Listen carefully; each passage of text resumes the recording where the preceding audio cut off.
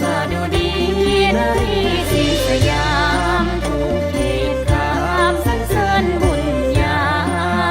เจ้าคุณพระบรมองค์ราชา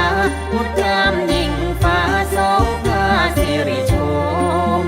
บารมีเท่าลีเกิดกล้า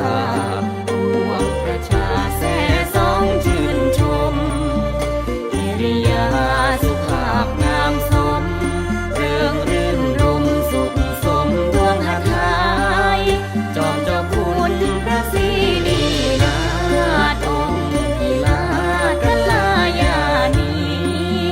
นอบน้อมคล้อยคำวัตีใส่สอง